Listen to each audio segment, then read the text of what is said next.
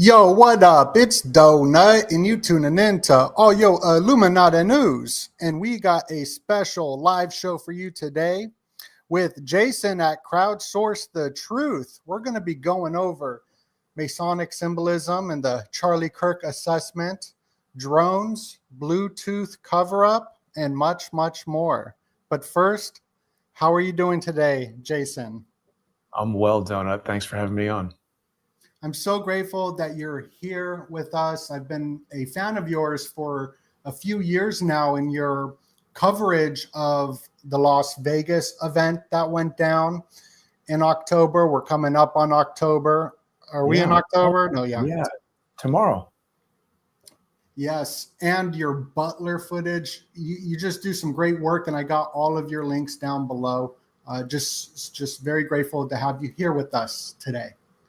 Thank you. And I want to thank you for shouting me out on Tinfoil Hat the other day. People were saying, hey, they're talking about you. And that was nice of you. I appreciate it. Well, so I was on, shout out to Sam Tripoli. I was on the Tinfoil Hat pretty much right after this event went down with Charlie Kirk. And it was very new in the information. And I was watching your YouTube channel and you were covering the different drones. And that was something that got brought up. I'm trying to see if I got a cool drone shot. Looking, I'll keep looking for it. But yeah, I had to give you a shout out because you were talking about some futuristic technology that we're in right now. A lot of people are kind of in this caveman age thinking about like missiles and stuff. We're in another world with 5th generation warfare. And I really like that you're covering a lot of these technologies. Can you tell us a little bit about that Bluetooth drone right when we start this? Absolutely. So, I mean, to be clear, everything we're talking about, these are my hypotheses that I've formed from looking at evidence, and people are free to disagree with me. They might look at the same evidence and come to a different conclusion. But what basically happened was, after Charlie Kirk was killed, like most people, I went to the internet looking for video footage to see what was going on. And one of the first things I found was a live stream from a guy named Adam Bartholomew on his YouTube channel, Life is Driving. And I downloaded it and I was evaluating it. And then I became confused because I had this 27-minute one. And I said, well, wait a minute. Didn't I just see it somewhere when it was an hour or more? And so I went back to his channel and I noticed that, you can go in YouTube to the live tab and then to the videos tab. And he had a 27-minute one on live, and he had an hour and 7 or hour and 9 or something like that on the videos, as if he had uploaded it. Now, you've told me, you've seen me walking around New York City doing the live streams and whatever. New York City is obviously a lot of RF pollution, radio signals of all kinds. And when you walk all over the city broadcasting from a cell phone, sometimes you're going to get cut off from the network. So I've developed all kinds of different techniques for preserving the show. And one of the oldest is to record it locally on the phone. So even if the live stream cuts out, I have a recording of the show in the phone, and I come home, I download it from the phone, I upload it to YouTube, and then people can see the full show. Yeah, there I am walking around. Love this show. This was a great show. Sorry for interrupting, but you no, that's fine. Ran into somebody who I podcast with before, who released the Jeffrey files early on. So that was Nick Bryant. Yeah, so that was a cool surprise. Oh, right here. There he is. There he is. Yeah. Yeah, I mean, you never know who you're going to run into going around New York City. So I've developed all these different techniques for kind of protecting the stream, And when I saw that Adam Bartholomew had a 27-minute stream in an hour and 7, I was like, okay, this guy must have lost signal. And I started looking at the shorter stream, and I realized it cut out literally 1 second before the shot was fired at Charlie Kirk. And, Donut, I've been watching a lot of your stuff just lately, and thank you again for calling me out on Sam Tripoli. And I know nothing about Illuminati and Masonic stuff compared to you. Obviously, you've studied this extensively. I'm aware of it and I'm intrigued by it and I want to know more about it, but I really have been drawn in to some of your content. And I bring it up only to say, I just don't think coincidences are as common as certain people would like us to believe. I think a lot of these things are hidden and shrouded in events that they would like most people to think are coincidence. And people who would watch a show like mine or yours and say, oh, these guys are conspiracy theorists.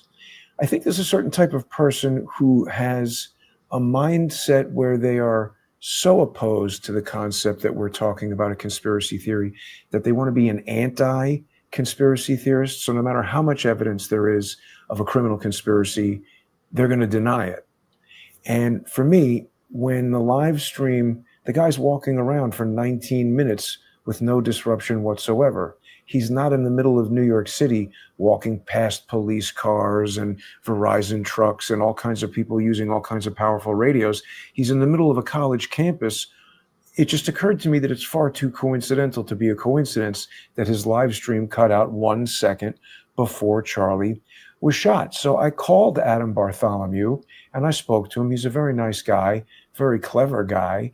And he explained to me that he's put together a system, different components, but the same concept as what I'm doing. He wants to be mobile and going around. He's going to a lot of different political events. And the problem that he has is when a lot of people are using their cell phones or a lot of people are jamming the Wi-Fi, he's finding that it reduces his ability to reliably stream. So like me, he put together a link aggregated bonding system that allows him to use all available wireless networks, and he has local recording. Now, what's interesting is he uses a system where each of the cameras have their own memory in them, so they're recording to the cameras. He's not using cell phones like I am. He's got specific Wi-Fi cameras that connect to his iPad. And what he said to me when I was explaining this all to him, that I felt that he had been deliberately disrupted by something, he said to me, well, I don't want to be a conspiracy theorist and I don't want to fuel the fire, but I've been using this system for about 2 years and it always records to the SD cards in the camera. I normally use those to make a high quality edit after the live stream. And this Charlie Kirk event was the first time he's ever used his system where the memory in the cameras failed. Oh, and weird. the only reason he had a recording at all was that he created a secondary redundant system where he connected the cameras by network hardwire to the iPad. And I said, Adam, can I have that iPad recording? It was about 8 times the file size of what went out on the live stream on YouTube that he had uploaded. Now, he didn't have a live stream on YouTube. That got cut off, but he had uploaded this big iPad file to YouTube and YouTube shrunk that down. When I got his original iPad file, that had so much data in it, it allowed me to zoom in on these little dots and to be able to discern details to tell what's a bird, what's an insect, and finally, the 3 items that I identified there that look like drones.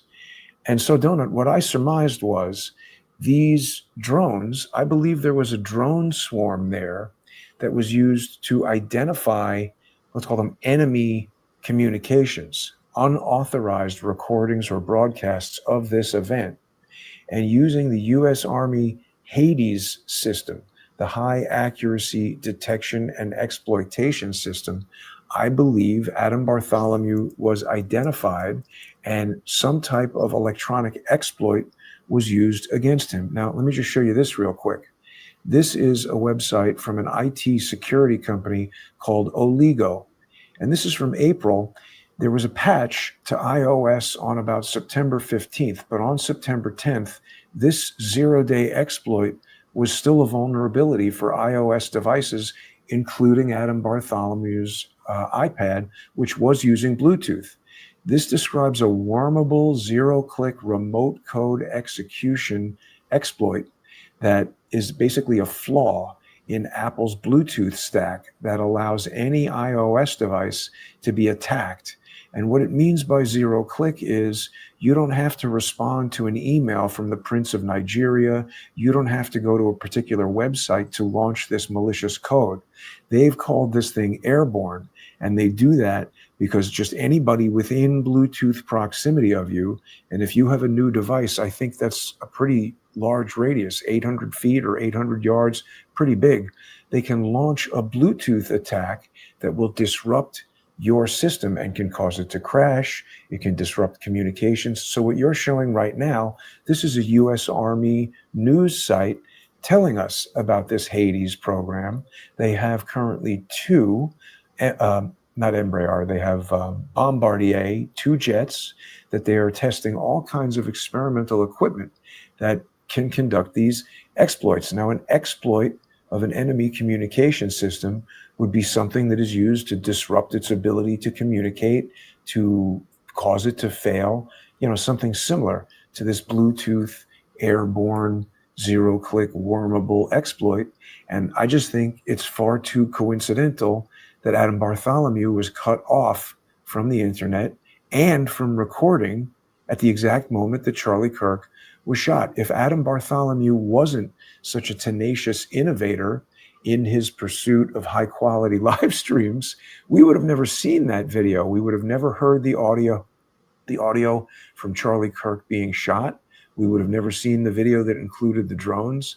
And, it's my belief that whoever did this assassination did that on purpose. So let this segment play for a second, and everybody can see what we're talking about with the drones. Now, there's something that's going to fly over the crowd. It's 12:23. Charlie Kirk has just been shot seconds ago, and Adam Bartholomew repositions his tripod. He's on the second level there at the college. Charlie Kirk is just about in the center of the frame. So 30 seconds after he's shot, this thing comes out. Now, in my experience, when guns get fired and human chaos ensues, birds fly away. They don't fly perfect circles right over a crowd of screaming humans. That looks like a reconnaissance drone to me, doing a single orbital over the crowd. It very likely has a high-speed camera in it, and it could be taking hundreds or even thousands of pictures in the few seconds that it flies over. It would radio transmit those pictures back to the Hades jet, the Bombardier 6500G that was nearby, and or collect them for analysis later. And then we have this item show up. And look, it starts to emit smoke. I don't know if your viewers can see that, but it looks to me like it's emitting smoke. And I think that's an indicator that this is either a lithium polymer battery-powered drone that's experiencing a failure and is about to catch on fire, or it might be a gasoline hybrid electric drone burning gas. Then we have this fast-moving drone that shoots across the frame in about 5 or 6 frames of video, 1/5 of a second. This thing shoots upward at the speed that a bird could only achieve, I think, if it were diving or flapping its wings vigorously. And we don't see any wing flapping. This thing is just circling around. Again, I suspect this is a reconnaissance drone of some kind. I don't know what it is, but it doesn't look like a bird to me. Wow. Yeah, that's wild. When I went to the memorial, I filmed a drone that was there. They cut off all the air flight, right? You can't have any airplanes above the memorial. Better. Sorry, let me mute that. But I just wanted to pull this up just for you. Maybe this wasn't the good shot. No, that wasn't the good shot. But that was the only thing in the sky at the memorial. But I think people are used to seeing those type of photography drones at football games or special events where it's up there. That's clearly blinking a light so that other aircraft don't crash into it. Everybody knows what these type of aerial photography drones do. I think the drones that we saw, and again, Doenut, these are my opinions. People are free to disagree, but I did an extensive video study where I went through and I said, okay, here we see an insect. The segmented body is wiggling around as it flaps its wings. We can see the wings. Over there by the valley, we see a bird. It's diving down. There's a lake over there filled with fish and all kinds of things that birds are interested in. I don't think birds are coming over to the concrete buildings and the chaotic screaming humans. They don't like that stuff. They fly away from that. So I didn't just identify dots in the sky and say, oh, it's a drone. I tried to really study the distance to camera, the size of the object, the speed that it was moving. And these things don't move like the insects or the birds. They don't display the type of behavior that you just showed, where something is hovering over the crowd with safety lights so that aircraft don't crash into it. They seem to be some sort of clandestine military ISR, intelligence, surveillance, reconnaissance. That seems to be what these things are doing. And that's what the Army tells us this Embraer jet does. The craziest thing about it is people might say, oh, Jason is speculating about this Embraer jet, but I'm not, because as your viewers might know, anytime a jet, even a military jet, flies, it has to basically use public radar, just like that thing was trying to not get crashed into. Sorry, I got a message here. Oh, I need to resend verification. I'm logged out. Oh, there, you've got it right there. So this is public radar data. And, even a military jet needs to publish this data. What this is showing us is that one of two of these Army ISR jets flew circles right over Utah Lake, which is something like 2 miles or 6 miles. It's very close to the college. And the jet slowed down to just above its stall speed. So it's basically flying as slowly as it can while still maintaining, ability to fly. And it drops altitude from 38,000 feet, which is its normal cruising altitude, to just 200 feet above the ground. And it's flying over this lake. There it is. It's doing a loop. Now, it did that once in the morning, and then it did it again at about 11:45, something like 30 minutes before Charlie was shot. So the question is, did this thing release some drones that then flew over to the college and sent information back to the jet, or conducted some kind of mission? I don't know. But this is very suspicious public data. I mean, this is very, this is public evidence that can be checked. The reason why I'm putting so much strength on that evidence is because, somebody might say, oh, that's just a web page. Somebody could fake that. But no, these radio signals coming from the ADS-B transponder on an airplane are public radio signals that anybody can buy an antenna and track. And there are even open source groups that do that. Just like the FAA has these maps, there are other people who check these maps and can verify the data. So that's high credibility data there. And they're telling us that this Army jet with classified capabilities that is designed for intelligence, surveillance, and reconnaissance was there. The program is called Hades, High Accuracy Detection and Exploitation System. And I think we had some sort of a drone with a camera with 4K, 8K, who knows? They say, hey, there's a guy on the second level. It looks like he's live streaming. Looks like he's using a Logitech Mevo. Okay, cycle through our directory of exploits, hit him with an Apple Bluetooth airborne exploit, shut down his recording, shut down his broadcast, only allow our controlled recordings to take place. What if they did these Bluetooth and other exploits to everybody that was live streaming on TikTok, live streaming on YouTube? A lot of people have said, how do we have 5,000 20-year-old college students there and only 6 videos coming out of the thing? Why don't we have hundreds of videos from this? Maybe multiple people were hit with this exploit.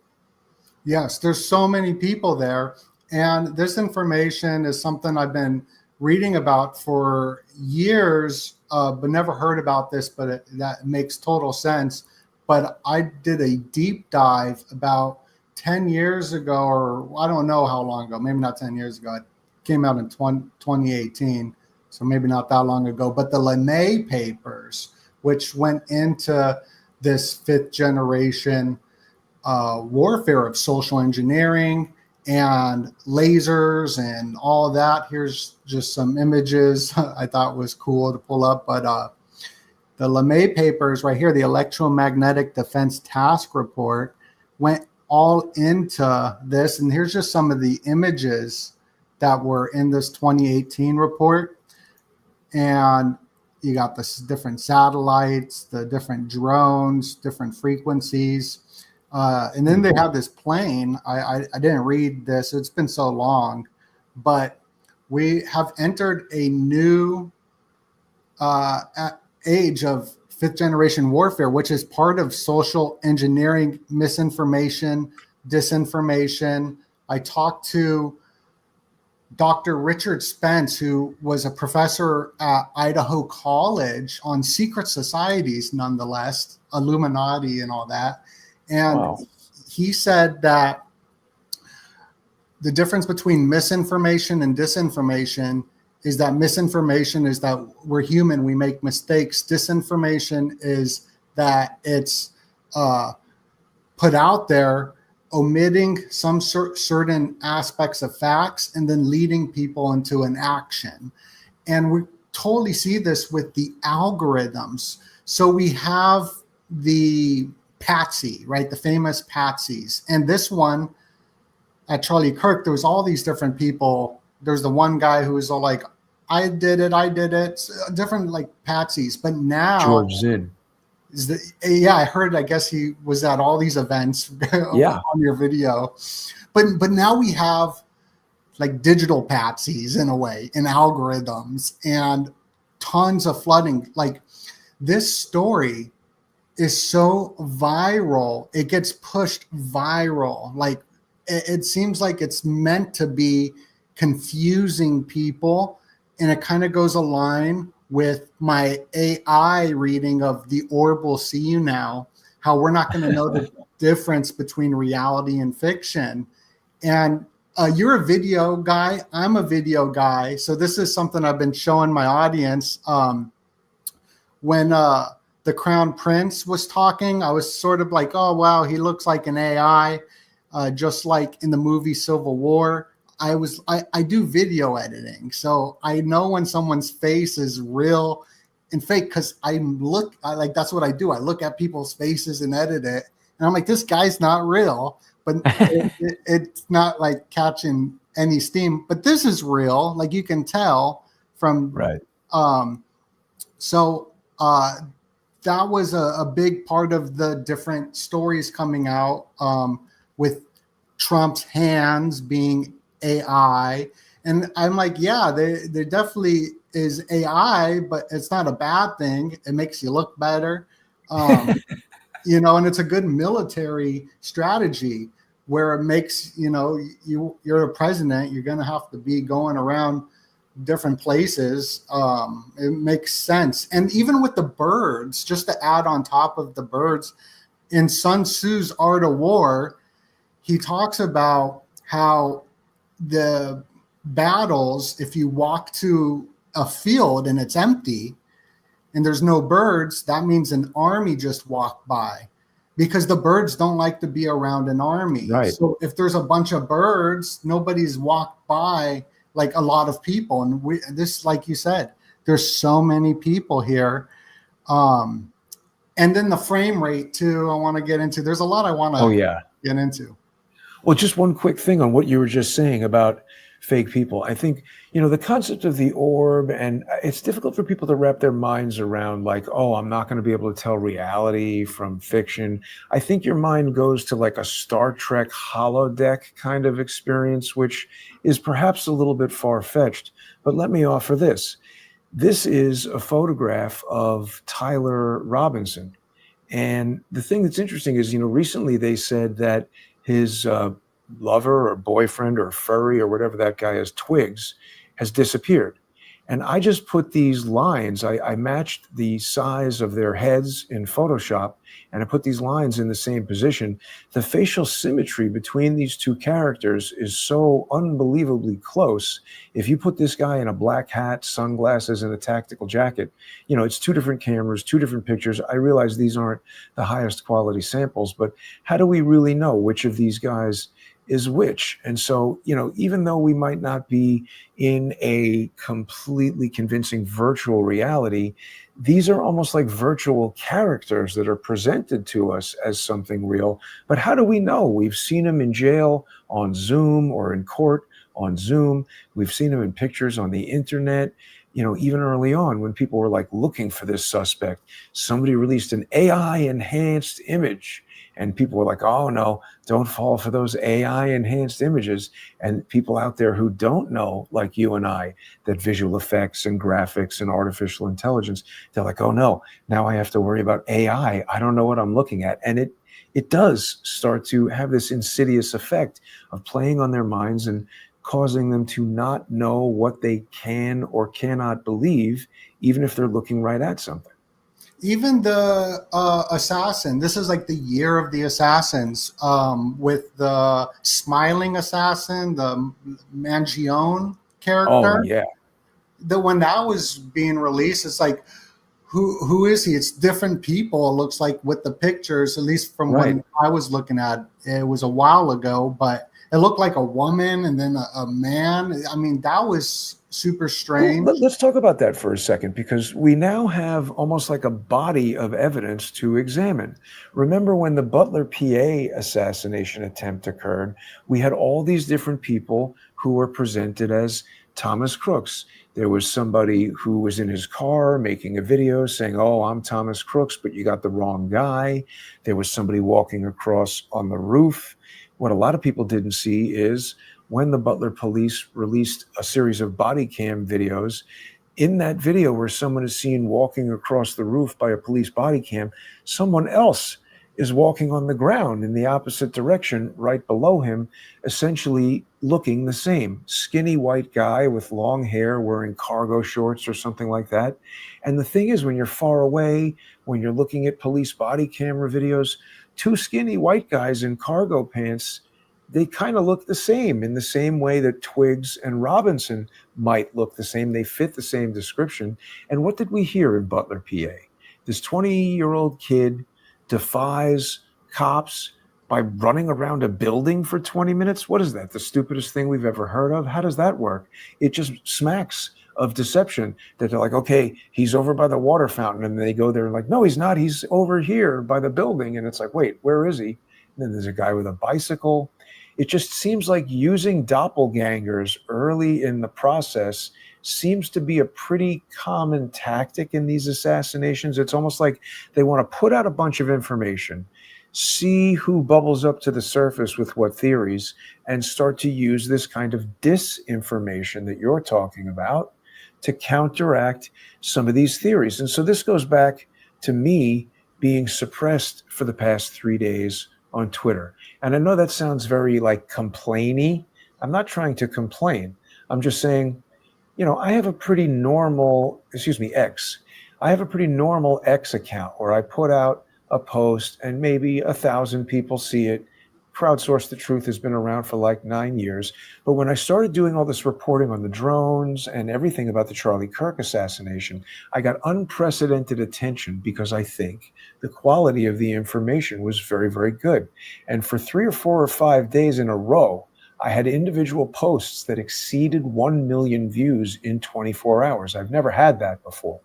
And starting 3 days ago, I've become sensitive content. So almost everything I post right now, whether it does meet the description of sensitive content on X or not, I even put out a screenshot of an email from X that said, oh, okay, thank you for the correction. We've removed the sensitive content label. I just put that image out of the screen capture of that text and said, okay, good, we're moving in the right direction. And they said, this is sensitive content.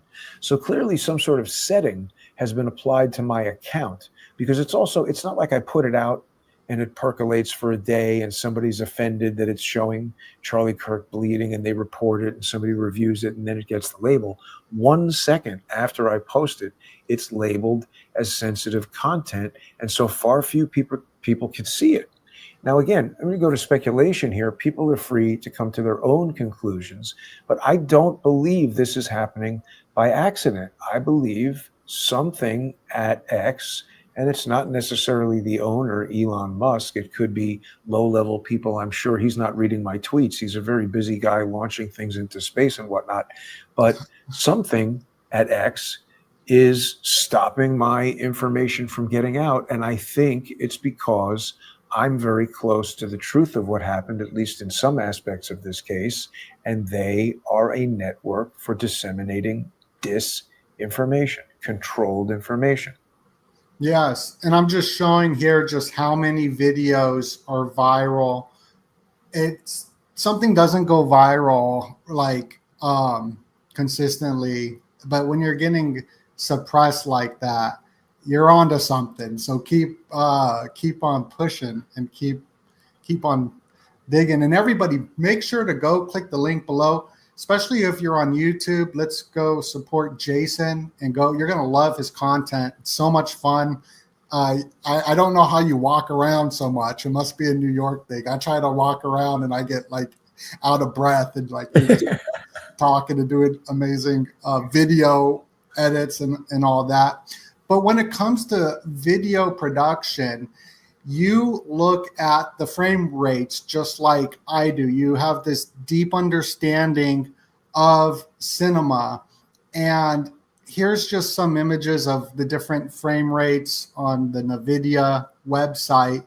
And when we're uploading video footage and then ripping it and then uploading it, even YouTube added a new AI tool to make videos look better when you upload it. Look better. And people are noticing they're putting like weird symbols, and I don't know if they're still doing it, but I want to see why they wouldn't. But I would film a lot with my cell phone for other companies. And when it was an iPhone, to put it into Premiere, you got to go into the settings as well and change the saturation. So there's like a lot you got to do just to have the raw video footage.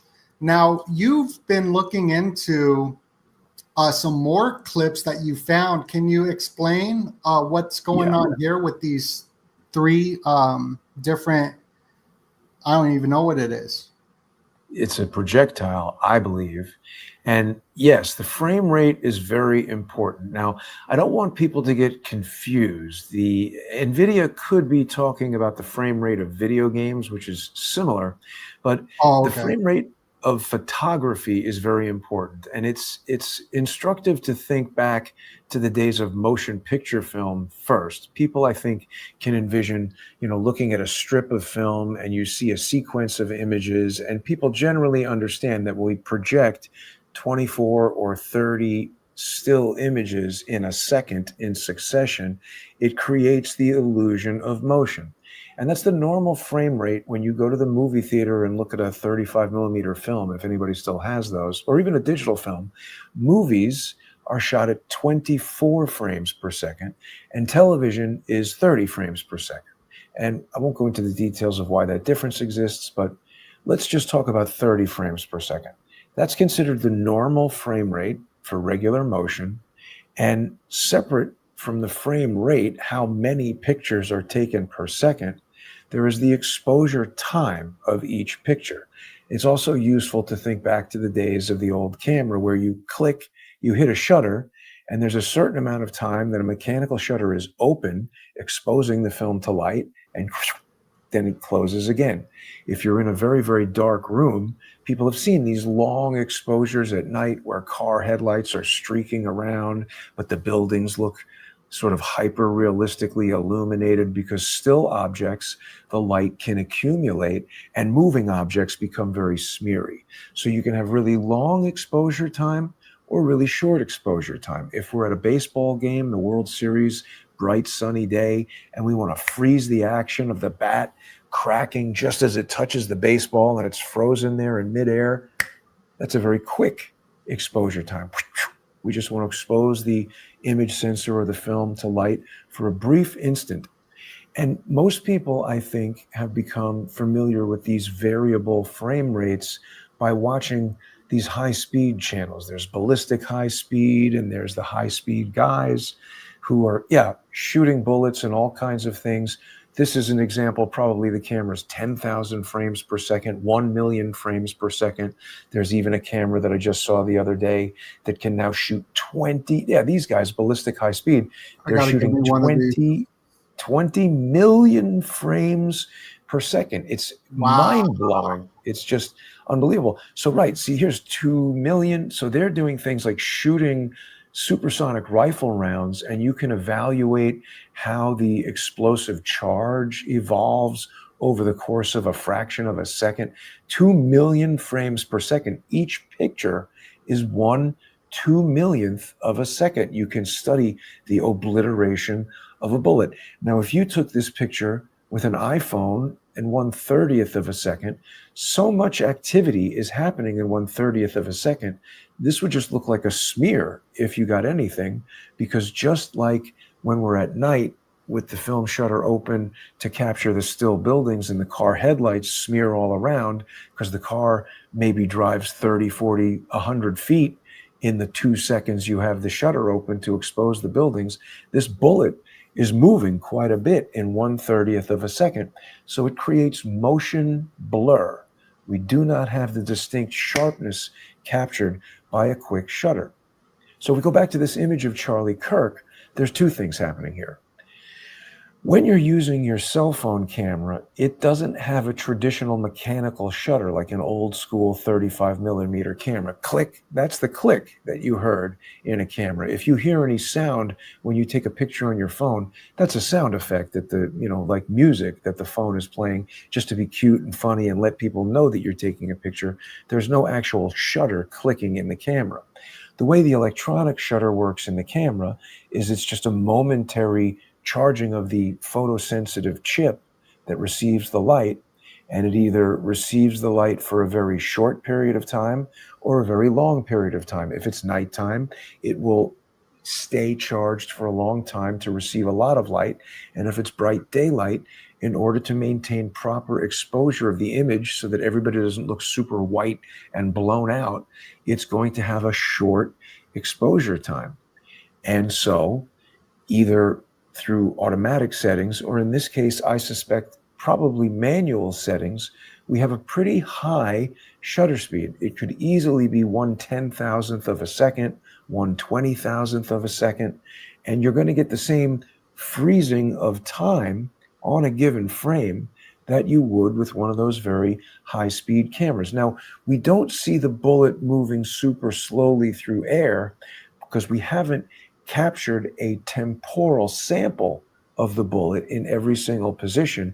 This, I allege, was taken at 240 frames per second.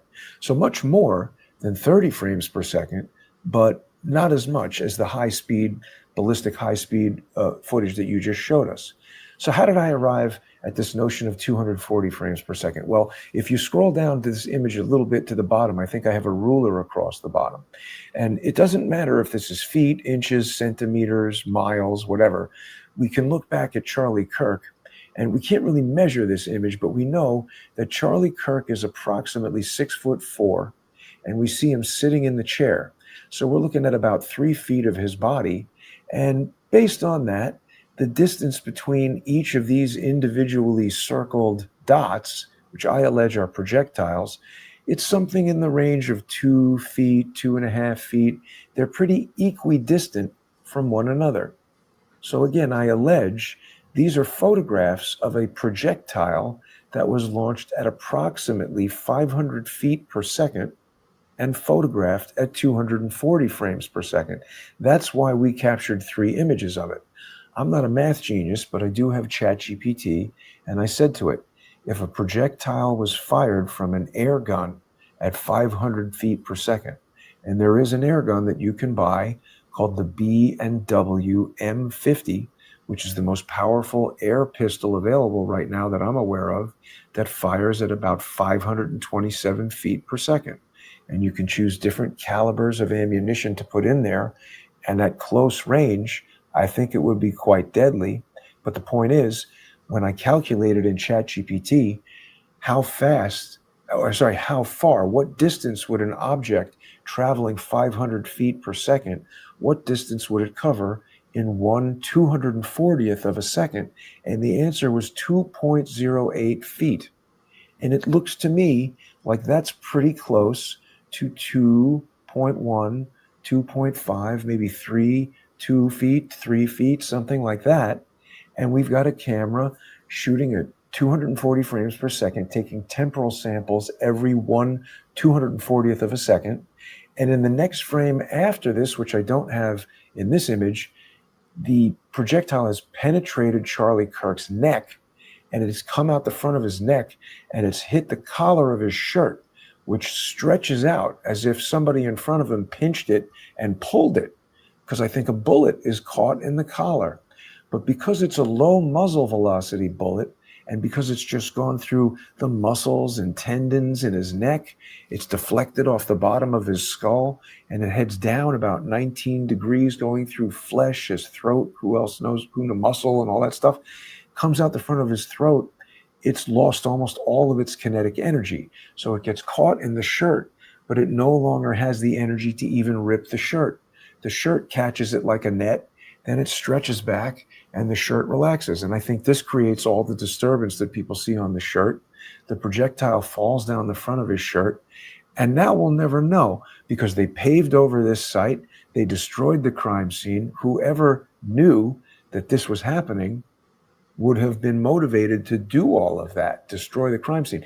If this was your best friend, your boss, somebody you cared about, and this event was a surprise, you might say, hey, everybody stop stealing hats, get out of here. We need the police to come, dust for fingerprints and DNA and find the bullet and do all this stuff. I get it that you're rushing Charlie out of there to take him to the hospital, but taking down the camera, moving things, trampling through there, that sort of stuff should not have been allowed. And here's the final piece I'll give you on this, Doenut. You know video, and I know video, and even people who don't know how to activate this feature on their iPhone. Every iPhone going back to, I think, the iPhone 11 or 12, which is several years ago, 5, 6 years ago, they can record in this 240 frame per second high definition mode. And you might not be able to do it with the built-in camera app, but there are certain camera apps, Blackmagic Camera and Filmic and Movie Pro, that you can buy for $9.99 or $14.99, 15, 20 bucks. It's not some specialized thing, but you download this to the phone from the App Store, you buy it from Apple, and it allows you to take manual control over all of these settings on the phone. And what I'm getting at is the notion that somebody would be at a speaking event and record a guy sitting still in a chair at 240 frames per second is so suspicious that it's virtually proof that whoever was doing that had foreknowledge that a high-speed event was going to take place. This person's not sitting front row at the World Series trying to capture slow motion of the guy hitting a home run. He's looking at somebody talking. These files fill up your phone so quickly. If you're at a Charlie Kirk event trying to record high-quality video, you want to be 30 frames per second, maybe 60 frames per second, but you want to record for an hour, 2 hours, 3 hours, not 240 frames per second for 10 minutes. That's ridiculous. So this person knew, and we need to see that original 240 frame file. Yeah, I have my GH4, which is a little ancient now, and I would go to these live events, and if you're just sitting there talking, it's really not that good footage unless you're zoomed in. So this would, if you're doing a slow-mo shot and you were zoomed in, like up close, it works. But a wide shot slow-mo is pointless. It's not just that it's wide, it's that he's barely moving. So putting him into slow motion, there's no benefit. And the thing is, the files are so big on the phone, and to set it to record in this mode takes so many deliberate actions. It's not like you could accidentally push a bunch of buttons in your pocket and, oh no, it recorded at 240 frames per second. I mean, people have accidentally sent texts, accidentally started the weather application. Maybe you even accidentally take a picture with the built-in phone app. But to go in there and change it to 240 frames per second with these very specific shutter settings, it's not an accident. Yeah, that's strange. And so do we know where this footage is coming from?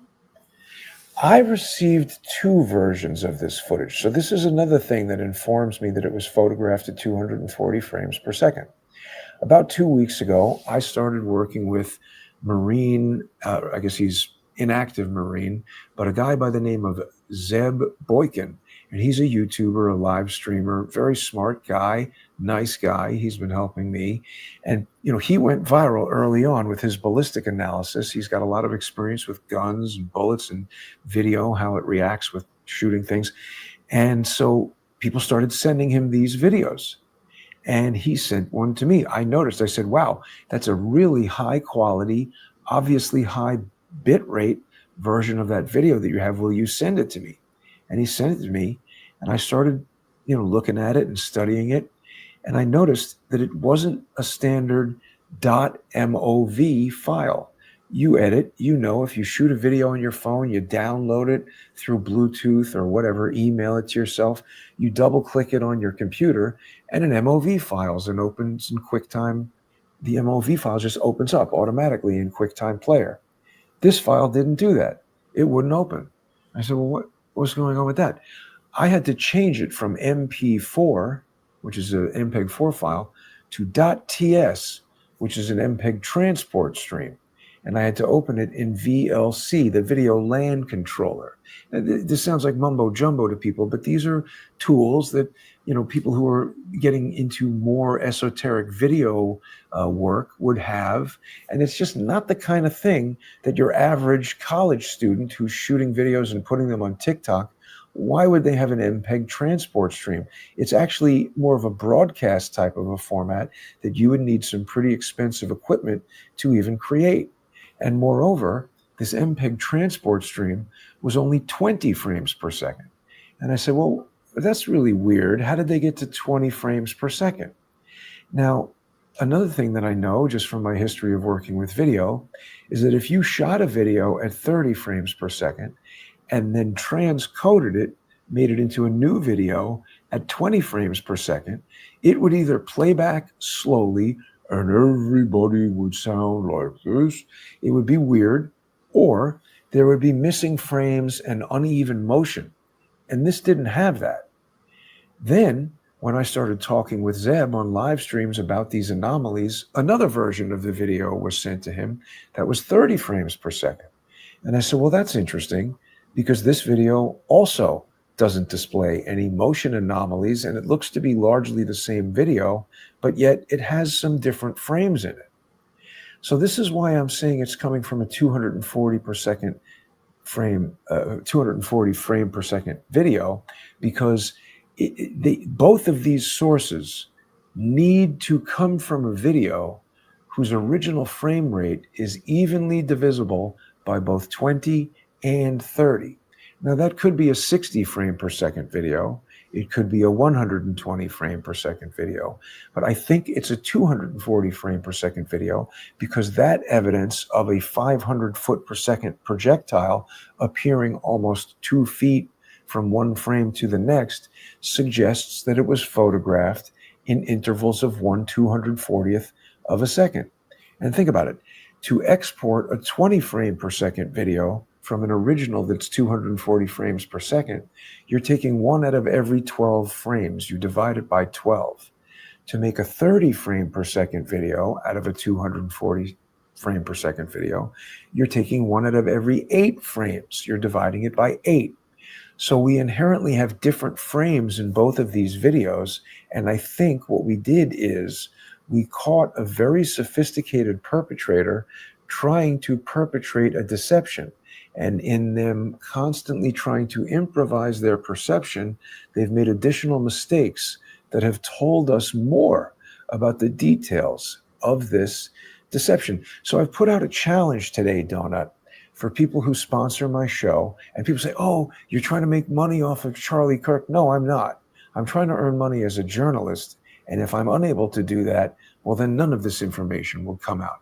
What I'm trying to do is get justice for the living people of the United States of America so that individual citizens who want to engage in First Amendment activity, like speaking about religion or going to college campuses and speaking about their political beliefs, or even the controversial topics that you or I would choose to get into. Even if we want to talk about conspiracy theories or legal cases or whatever it is, I want to make sure that people don't get murdered in cold blood for exercising the First Amendment. So I've put out this challenge. People who sponsor my show by going to X and subscribing to me at JG_CSTT or on patreon.com/crowdsource the truth. If you can come up with a better explanation that refutes what I'm explaining, that proves that what I'm saying is false, I will pay you for that information. This isn't a bet. This isn't a sweepstakes. This is a call for crowdsource investigative journalism. And just like a newspaper might pay you to write a story, if someone can refute this evidence with better evidence, I will pay $100 and refund the $5 subscription fee. And that is the offer. Yeah, I got those links down below as well. So make sure to go subscribe to Jason over on X. And then you can find me on X too. You could go subscribe to my channel as well. Now, this tampering of video evidence, and what I really liked what you said when this story was breaking that I brought up on Sam Tripoli's show, was that an investigator, we got to look at all the evidence. And I really liked how you said that, because that's what we're doing, is we're looking at a crime scene and we got to have the original footage. And me being a, I don't know if it's a symbologist, symbols and whatnot, this is nothing new under the sun. In the JFK assassination, I got like a little video clip here. Here's a Bill Cooper video showing how they were even noticing that this one video file that we got back then that was filming at the exact right time, it seemed to be tampered with as well. So, yeah, very cool. You're talking about Zapruder, Abraham Zapruder. Is that there what you go. that is? Yeah. Okay, you probably know more about this than me. I know in your video you said you watched the JFK movie when you were younger. Who's Zapruder? So Abraham Zapruder was a guy. I mean, let's talk about what he was publicly and what people speculate he might have been. If we believe the public story, he owned a women's dress factory right there in Dealey Plaza, and he was, like Adam Bartholomew, just a hobbyist filmmaker. And, 1963, not everybody had a home movie camera. It was pretty expensive to buy the camera, to process film. But this is a guy who owns his own company, and he's got the film camera. So he goes down from his office, and he's standing there on the, I forget what they call it, but it's just like this stone structure that he's standing on. And he's got a great view of Main Street as Kennedy's limousine comes right down, and he captures the moment that Kennedy was shot in the head. And the thing that's really intriguing about it is, we didn't have YouTube in 1963, and the American public did not see the Abraham Zapruder film until 12 years later in 1975. Really? Yes. Okay. Because I always thought that was like playing on TV 24/7. Oh, no, not at all. It was hidden from public until it was released by, I can't believe I keep forgetting this guy's name because I've met him personally. I've been out to dinner with him. Robert. He worked for Time Magazine, and he basically made copies of the film, and he delivered one to Geraldo Rivera, and they played it on Geraldo Rivera's Good Night America or something like that. And everyone was so shocked. And Robert Groden is the guy's name who got the Zapruder film. So Robert Groden gives the film to, our buddy Geraldo Rivera, and Dick Gregory was on the show. And so everybody saw this film and was horrified to see Kennedy shot. And he appears to move, as made famous by Kevin Costner in the 1991 film, back and to the left. But the film that people saw in 1975 was a pretty bad quality, contrasty, contact print made from 1963 reversal film by some guy at Time magazine. When Oliver Stone made the 1991 movie JFK, they did all kinds of groundbreaking film restoration work to the Zapruder film, blew it up to 35 millimeter, presented it in the theater. People were critical of Oliver Stone at the time because they felt that he was sensationalizing it, because there's a scene where they're in court and Kevin Costner plays Jim Garrison, who was the district attorney of New Orleans and is the only guy to ever bring any criminal charges in the JFK conspiracy. And he's showing the film, and Kevin Costner, it's dramatized, of course, but he famously says, we're told that Oswald is shooting from the 6th floor in the book depository, but of course a bullet coming down from the rear would cause the president to fall forward. But instead, he moves dramatically back and to the left, back and to the left, and they just keep showing Kennedy getting his brains blown out. But it's sort of irrefutable evidence that when you shoot someone in the front of the head with a high-powered gun, they move back and go in the opposite direction that the bullet came from. Now, we could talk for hours about the Kennedy assassination, triangulation of fire, somewhat simultaneous fire where he might have moved forward and back, all that. But of course, in 1963, you didn't have all these digital technologies that we have today. And one more important thing that I should say, Doenut, for people who are maybe skeptical about anything that I'm talking about with regard to Charlie Kirk and my claims that that video shows that he was shot from behind by a low muzzle velocity air gun of some kind. If you could just give me the screen for a moment, I want to show you this. This is a product called DigiTrigger. And I'm not implicating this company. I don't have any evidence that they did anything wrong. I'm just saying that this is a product that exists in the world that anyone could buy for $659. They'll mail it to you and you can install it in your AR style gun. I'm not a gunsmith, but people can do this. And what it does is it replaces your normal trigger with a device that can be digitally programmed to behave in a number of ways. If you're a sniper, there's a certain way you program the trigger to react to that. If you want one mechanical trigger pull to fire 2 bullets, you program it for that. And I don't know in great detail how this item works, but I can tell you that if you have something that can be digitally triggered, there's going to be a way to synchronize 2 of those devices digitally to have them be simultaneously triggered. So if you had someone firing an air gun with a digital trigger and you had a bunch of ISR drones circling around, creating a secure radio communications network, just like they would in the middle of the desert in Afghanistan or wherever these things are designed to keep your military operatives in communication, they could be creating a secure radio network between 2 devices or more with digital triggers such that one trigger pull could fire simultaneously, and an air rifle from behind Charlie Kirk that penetrates his neck and comes out the front of his throat could also cause a distant rifle round to be fired simultaneously so that everybody turns around and says, "What was that? A rifle fired over there," and nobody is looking behind them. And when I was watching this is a documentary by Bill Cooper.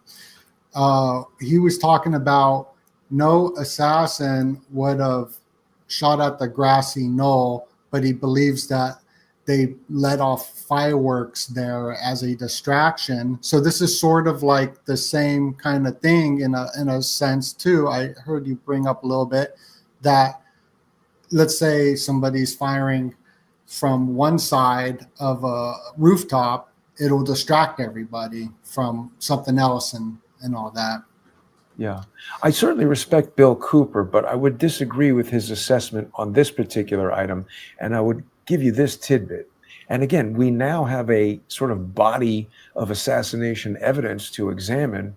And I can tell you, the guy that's running around on the roof, whether it's allegedly Thomas Crooks or allegedly Tyler Robinson or Lee Harvey Oswald, whoever they're telling you is firing from the roof or firing from the window, and they're showing you pictures of that guy, and they're telling you it's that guy, That's the distraction. The Right. real shooting in the case of Kennedy was from behind the picket fence in the grassy knoll, and many people believe it was James Files. I've spoken to him, and he admits that. He could be lying. I don't know why he would. The photographic evidence seems to prove it. The back of Kennedy's head was blown off, and pieces of it were found in the grass. So it's consistent with a rifle round coming from behind the fence, entering the front of his head and blowing out the back. Charlie Kirk, people say, oh, there's no blowout in the back. We have an entrance wound, but we have no blowout in the back. I'm saying no. We have a low velocity, non-rifle round penetrating from the back that nobody has been able to see. No autopsy photos. And what we're seeing in the front is a non-standard exit wound, not from a supersonic high velocity, high powered rifle round, but from a low muzzle velocity air gun projectile. And it just pops out the front of his neck, ruptures his arteries, his jugular, whatever it does, and gets caught in his shirt, and he bleeds out and dies. Now, you've been looking at this drone footage a little bit. Is it okay if I keep you just a little bit longer? Yeah. I know we're just over the top of the hour. I like to remind everybody to smash that like button. We're over 1,000 people watching, almost 1,400. Please share this video out, like the video. Also want to give a shout out to the 2 super chats. We got Devlin, says much love from Ontario, Canada. Happy birthday, Donut. And every time someone gives us a donation, we feed my kitty cat. Get my kitty cat super fat. Yeah, I get happy birthdays all the time. And Charlie shirt collar mic appears to boom boom him. Thank you so much, Daniel Trulio, for the support. Much appreciated. So I want to play a clip and go over a couple of the Masonic symbolism, because there's a connection to the JFK event, which I'm not really, grasped on, because I wasn't alive when that happened. But this Charlie event, I am alive for. I was alive for 9/11, and this is one of the biggest assassinations since JFK, MLK. Absolutely. So this is a historic moment in time. And I'll play this video, and then we'll get into the Masonic symbolism and how it connects to JFK and Charlie. But this is a video of you looking at the drone stuff in Butler. I just ripped it off YouTube. You played it on your show last night with a guy. It was a good show. But you call up this guy and you ask him about the drone. Yeah. So I'm going to play that, and then maybe you could tell us what we're about to watch. Absolutely. So people are going to remember from the Butler, PA Donald Trump assassination attempt, there was a police report released by Senator Chuck Grassley. And that was the Beaver County ESU, the Emergency Services Unit, created an after-action report. And the publicly released report that was put out by Chuck Grassley's office was almost completely redacted. They had entire pages redacted. All the names, the phone numbers were all redacted. And I don't remember exactly why I had the presence of mind to do this, but I'm not an attorney, but I've been forced into court so much over the past 9 years that I've become somewhat skilled at doing legal filings. So I filed a right to know request, which is like a FOIA request. It's the state level version in the Commonwealth of Pennsylvania. And so the police sent me a thumb drive with the PDF report that had been given to Chuck Grassley. And this had to be a mistake. They couldn't have intended to do this, but they also included the original PowerPoint document that was used to create the report, and it was not redacted. I had all the names and phone numbers of all the federal agents. I had the photographs that had been eliminated from the Grassley report, and this guy's name was on the report. He's Rafael Eduardo Castro, special agent of some kind, and he was listed as CUAS operator. That's Counter Unmanned Aerial Systems. So I called the number from the police list, and this is the phone call. All right, let's go to that clip. Eduardo, is that you? Can you hear me? Is that Eduardo? Who's speaking? It's Jason. How are you, man? I'm sorry, who? It's Jason. I wanted to ask you about the drone you were flying in Butler, Pennsylvania. Was it an Andeville counter UAS drone? And why has your name been hidden? Oh, I'm sorry, who do you work for? I don't work for anybody. This is Jason. I work for myself. You were the drone operator, the counter UAS drone operator, right? Is this Special Agent Eduardo Castro? Who do you work for? And how did you get this number? Eduardo Castro? I don't work for anyone. I have a show called Crowdsource the Truth. You were the drone operator during the Donald Trump assassination attempt, right? What was the function of the drone you were flying? Sir, this is a government phone number for official business only. Do not call this number again. Wow. Do you find that suspicious, Doenut? You certainly seemed surprised to hear from me. Yeah, but just wanted to show people that you have been looking into these technologies, drone, and you've been studying a lot of these investigations. I found your channel probably during a few years ago when you were covering the Las Vegas shooting, which I'm from Vegas, so that affected me deeply when that happened, and it was just so weird, the story. But tying in everything to some of the Masonic symbolism is that the King Kill 33 book is a known thing. So I'm old school.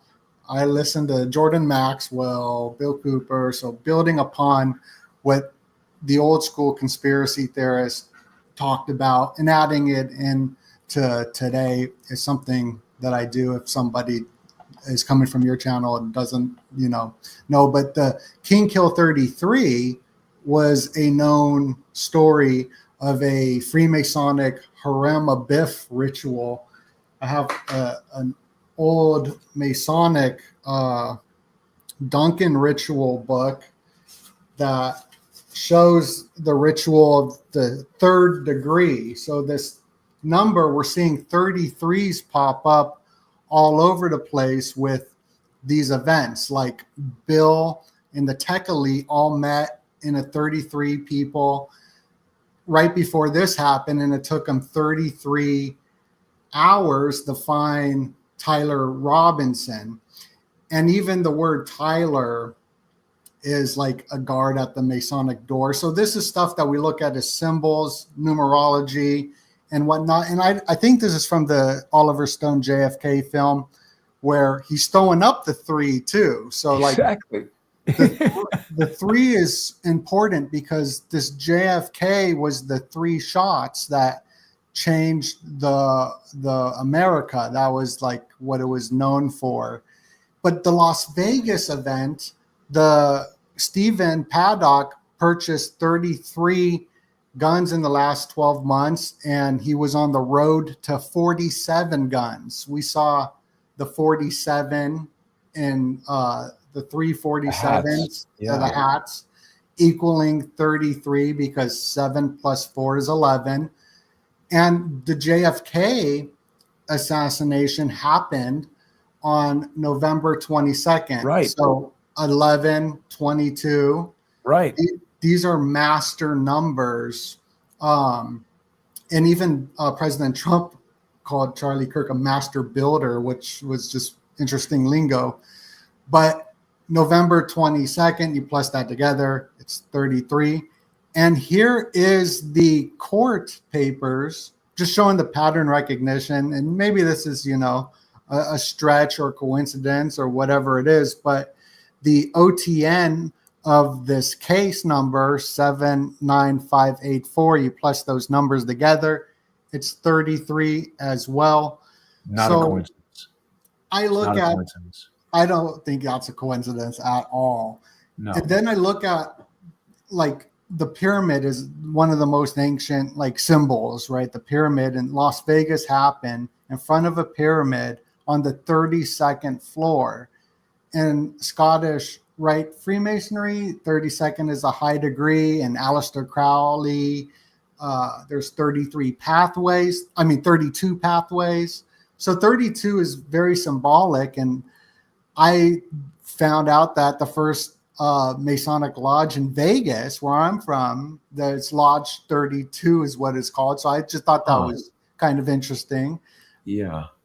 Here's Dealey Palace, where JFK was assassinated, and it's named after Dealey Plaza. Dealey Plaza. Dealey was a Freemason as well. It's named after this Freemason guy. Yeah. And they built this obelisk with 14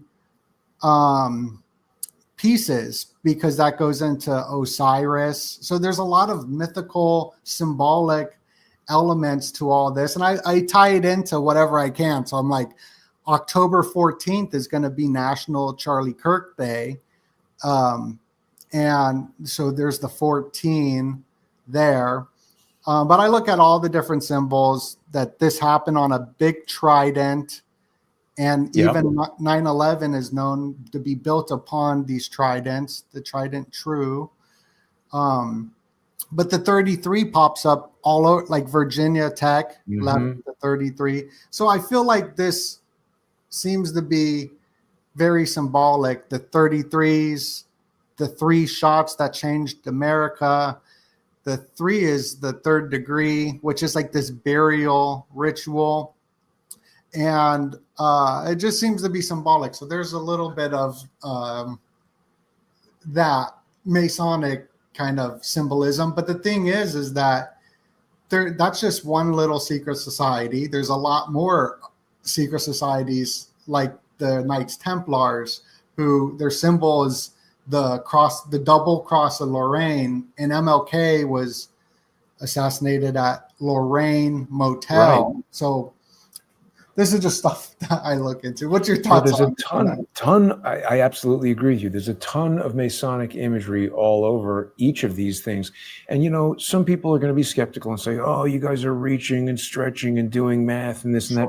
Do you know what time Donald Trump was shot in Butler, Pennsylvania? Oh, what time was it? 6 o'clock? I forget. 6:11 and 33 seconds. And I found it so strange that major news outlets were reporting the 33 seconds. I mean, that was what originally captured my attention. And, you know, it was just so strange, because it's like, wait a minute, is this a horse race or something? They never report things with that degree. Here, look, I'll show you right here. CBS News, they're telling you 6:11:33 p.m., first shot fired. Isn't that amazingly specific? Yeah. Why don't they just say 6:11 or 6:10? It seems a little too specific. Yeah. Very. It could have been any second. And the other thing is, look, even on their bold headlines here, 6:02, 6:09, 6:11:21 to 6:11:23, and then now they start giving you the seconds. I mean, I guess it feels a little bit more like, ooh, it's getting tense. But the fact that they've got that 6:11:33 first shot fired, it just seems so conspicuous to me. Yes, it is.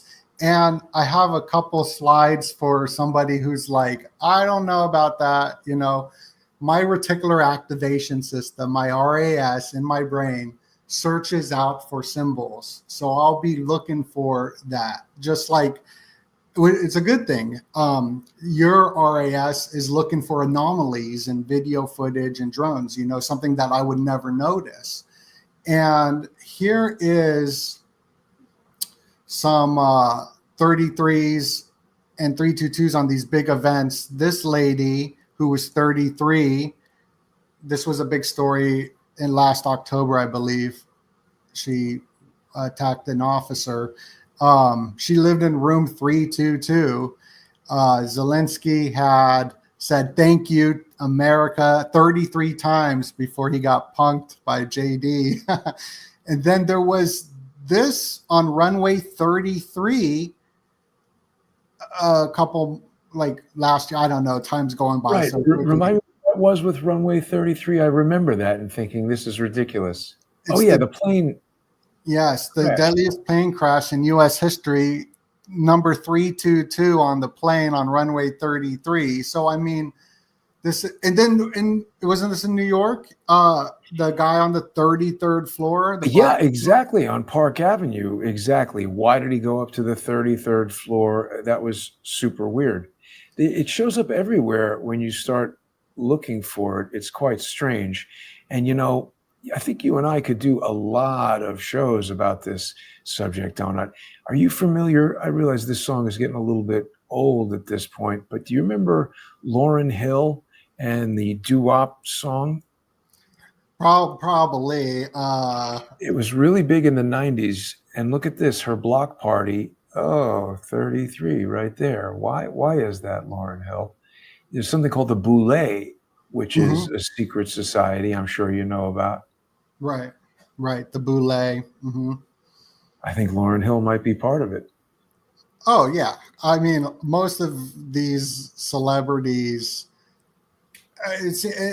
there's tons of different secret societies, and I find it so fascinating. I could talk to you forever. Maybe we got 5 more minutes on last minute thoughts. And something strange is Jordan Maxwell, who's this other older conspiracy theorist. He brought up the name Kirk, meaning church. Oh, yeah. And these guys have passed away, but this is what they looked at. And it's just weird that he brought up, out of all the things to bring up, he brought up the importance of the word Kirk, going back to the word church and Captain Kirk's enterprise. And he talked about money. And TPUSA, which is right here in Arizona, I've been to their events. They were making a lot of money. So there is definitely a financial enterprise thing here too that could benefit people. What's your thoughts on that? Yeah, I mean, again, I don't know who did this or why, but anytime you have an organization worth hundreds of millions, I think there are going to be people who would be willing to do quite a lot to steal that, take control of that, get the influence, get the money. I mean, sure, money motivates a lot of people to do a lot of things. Yeah. So that's something that I'm looking at. And everybody, please go subscribe to Jason. If you're over here on the YouTube, go to his YouTube. I got it linked in the description. I'll pin the comment. I got a big title, so I don't have his name in the title, but go subscribe. You're going to love it. This is Crowdsource for Truth 12, but you got Crowdsource for Truth 11 too, which I think I put in the description. And they just keep obliterating my channels. I have to keep creating new channels. Yeah, that's the name of the game. But it looks like you still got your channel. I still got mine. And go subscribe to his X as well. Jason, what can we look out for from you? And any closing thoughts? Well, I'm going to keep on this Charlie Kirk thing. As I said, if anybody can refute what I'm saying, I welcome that. I will certainly adjust my hypothesis as new and better evidence comes along. I'm feeling pretty confident that what I've presented is very, very close to correct. That doesn't mean that we're done investigating. That doesn't mean that this is solved. I would never say that I've solved the case. Certainly not before people have been arrested and things have happened that actually seem to change the course of justice. But I think this is a good start at understanding what happened there on September 10th. I think the response from X, by putting all these unjustified sensitive content limitations on anything and everything that I publish, that has essentially just put the brakes on my ability to disseminate information through social media, I think that indicates something. I think if I were talking about nonsense, they would let it proliferate. I think they want to stop me releasing information that's damaging to this conspiracy. Well, thank you. And it looks like we got a couple more super chats. Thank you so much, Jessica, for the super chat. Let's feed that kitty cat. Sent the $10. Holla, Nice. holla.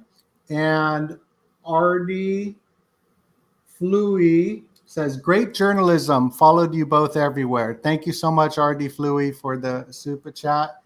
And thank you again very much, Jason. This has Thank been you, dude. awesome. And thanks to everybody who's supporting Doenut. It's really nice of him to have me on the show, introduce me to his audience. So please, I hope people will super chat and support Doenut in all the ways that you can. And I look forward to speaking to you again. Lots of interesting topics that we can discuss. Thanks for having me on.